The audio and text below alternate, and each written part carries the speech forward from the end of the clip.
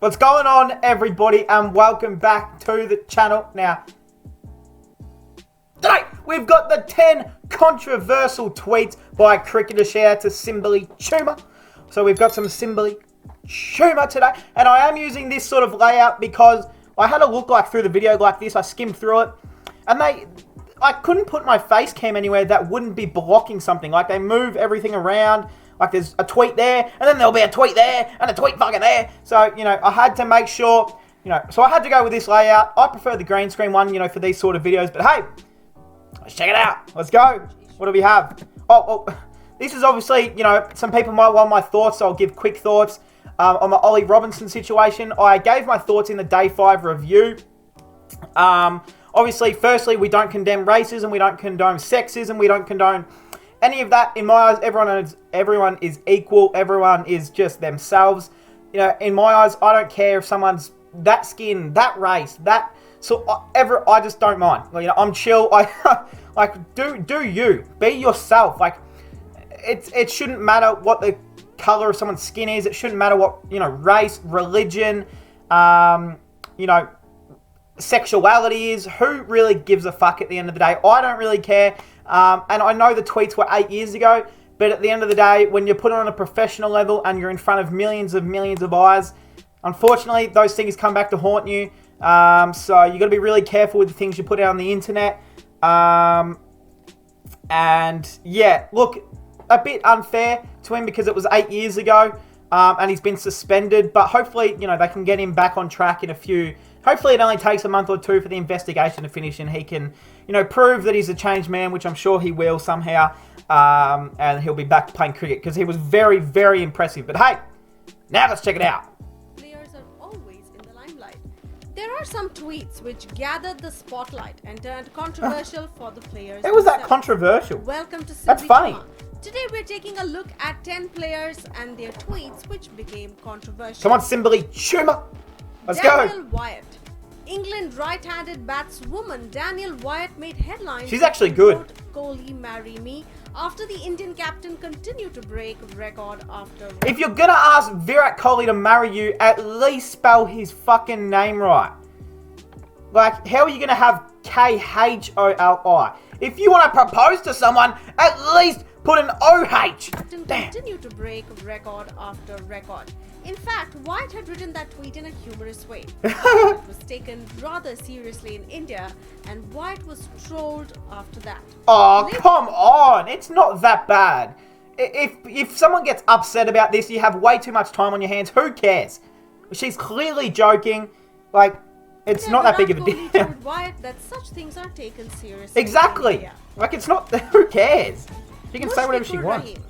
Mushfiqur Rahim drew flack when he took to his Twitter account to take a dig at India. What? The Indian team had lost the semi-final against West Indies in the 2016 T20 International World Cup. That's right. Subsequently, Rahim wrote that happiness is when India loses the semi-final. Hence, the Bangladesh wicketkeeper batsman was criticized for his tweet. Oh my God. Sure, yes, the India cricket fans are allowed to get angry at this. If he did this to Australia, it would probably piss me off. But, at the end of the day, who cares? That is genuine. English, please. Genuinely, I still can't speak. It's funny, okay? That's what I'm trying to say. It's not that big of a deal. He's not being racist or anything. It's just funny. Bangladesh had lost their match against India by 1 run, and Rahim took out his frustration in the tweet. Oh, that's right. I forgot about that. They did lose. And Gibbs. Herschel Ravichandran Ashwin took to his account to promote Nike shoes. Subsequently, former South African batsman Herschel Gibbs took a dig at Ashwin, as he said that Ashwin would be able to run a bit faster. Hold on. Hopefully you will be able to run a bit faster now, Ashwin. Surely not as fast you did, mate. Unfortunately, I wasn't as blessed as you were, but I was blessed with a wonderful, ethical mind not to fix games which put food on my plate. Oh, wow! While wearing them. The reply did not go down well with Ashwin, as he blamed Gibbs for the fixing charges which were levied on the Proteas player during his career. Oh, shit! Gibbs then said that Ashwin could not even take a joke. The Tamil Nadu cricketer wrote, "Surely not as fast as you Exactly. made. Unfortunately, I wasn't as blessed as you were. But I was blessed with a wonderfully Damn. active mind not to fix games which put food on my plate." I like that from Ashwin. I like that. That's funny. Ambati Rayudu. Former Indian batsman Ambati Rayudu was Ambati not Rayudu? picked for the Indian World Cup squad. Rayudu had done it. Wait, who does Raidu play for now? Does he play for CSK?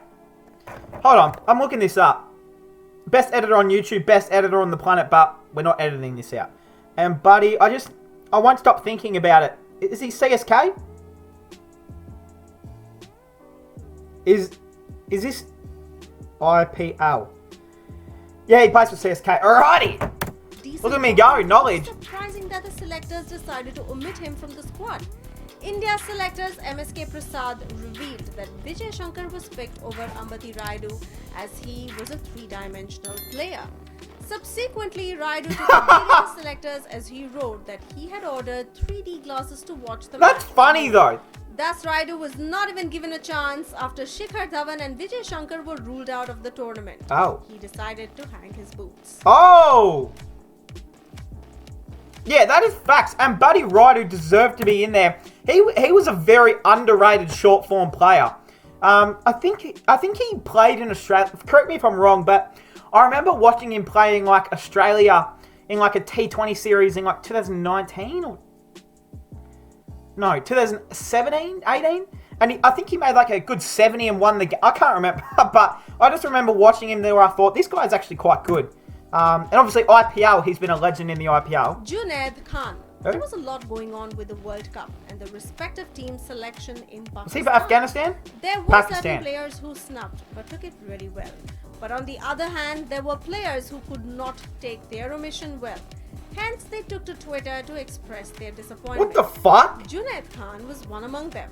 He took to Twitter to express his displeasure. That is in fact, weird. Ahmed had been out of form and hence Junaid was very disappointed.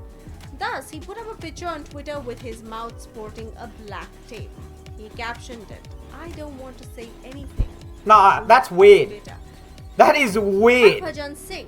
Harbhajan, okay. I posted a video of the 2001 Kolkata Test where Harbhajan became the first Indian to take a hat-trick in 5-day cricket. One of the batsmen... Hey, we can't be showing footage like this, Simbly. Are you serious?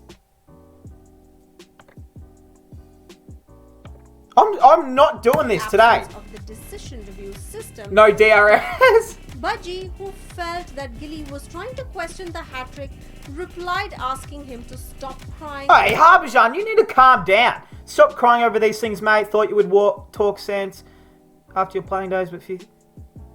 Harbhajan, are you fucking serious? Like, Adam is just having a joke to your joke, and now you want to get all personal and serious? Like, calm down, Harbhajan. The off-spinner, however, deleted the tweet before going on a rant accusing Gilly of always crying and that the former wicketkeeper wouldn't have survived the spell even if the DRS had been in place.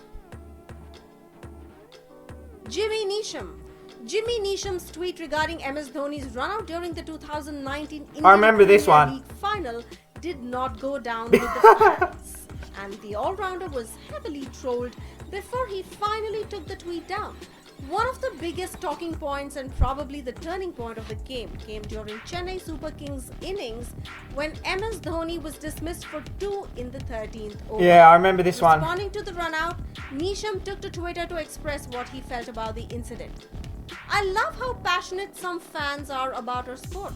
I have huge respect for MS, but how anyone could see the below photo and say it's not out truly astounds me." The all-rounder also attached a photo that showed an angle that suggested MS Dhoni was well short of his crease. The tweet, of course, did not go down with Dhoni's fans, and the all-rounder was suspended on social media for the same. It forced Neesham to eventually take down the tweet with a statement that said, "I'm sick of seeing the same dumb comments in my feed 200 times a day. I just don't actually care." Yeah, I agree with Jimmy. Like, having those passionate fucking MS Dhoni... Like, MS Dhoni has him, Kohli, Pant, Rohit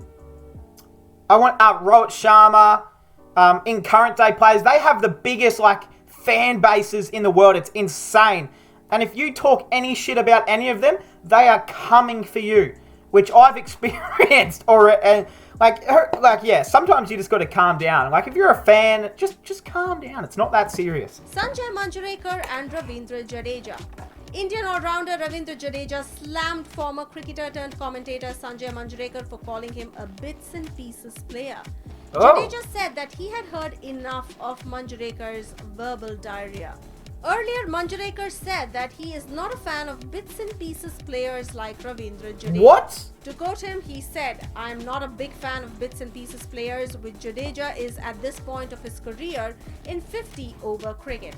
In test matches, he is a pure bowler, but in 50-over cricket, I would rather have a batsman and a spinner." Manjrekar's comments came after it was suggested that Jadeja could be brought into the playing 11 for the Bangladesh match. Jadeja then hit back at Manjrekar and took to Twitter to express his anger. He wrote, "Still, I have played twice the number of matches you have played and I'm still playing. Learn to respect people who have achieved. I have heard enough of your verbal diarrhea." Oh, yeah! Fuck yeah, we like that. Waqar Younis. Waqar Younis. After hearing the Women's Cricket World Cup schedule, came up with an unwanted tweet. At ICC, what about having 30 overs cricket World Cup for women? Like tennis, 3 sets rather. Oh no, Waqar. No, you cannot be saying this, mate. Oh no, I do not know why you said this. Hashtag suggestion, I feel 50 overs. Hey, that is not a bad idea. I personally think I kind of agree. But maybe not 30, but maybe like a 35, 40. But then again, you can't say that in the... Like, I have no problem with it, but the feminists, they will come for you, Waqar. Are few too many. Hashtag WWCup17. As soon as he tweeted this, Twitter users expressed displeasure and reminded him that women are no less than men. Everybody wanted to know if he treated women as equals or not, and thus Waqar had to soon take his tweet down. Robinson Ollie. Here we go. Ollie took 2 wickets in the first test on June 2nd, 2021 against New Zealand. But instead of his performance being the talking point, suddenly all his old tweets became the center of discussion. His tweets in 2012 and 2013 came to the spotlight to show his racist and sexist side. The tweets, in one of which he wrote that my new Muslim friend is the bomb, and in another that a lot of girls need to learn the art of class, were all posted between April 2012 and June 2013. In a third, he wrote that females who play video games actually tend to have more sex than girls who don't. He also used an emoji to show how Asians will use it. And it was extremely racist. You idiot. Ollie has been apologizing for his old tweets and said he was a different person now. But this did come under big scrutiny. What do you think of this list? Which was the most controversial post according to you? Please do let us know if we have missed. I think the most controversial was obviously Waqar Younis saying that women should only play 30 overs. Now, I have no problem. In fact, I think, 50 overs is where it should be. They play the same amount as men. They're on the same thing. Of course, let them play the same. And that's why I'm a big advocate for women playing more test matches. They only play like 1 to 2 test matches maybe a year.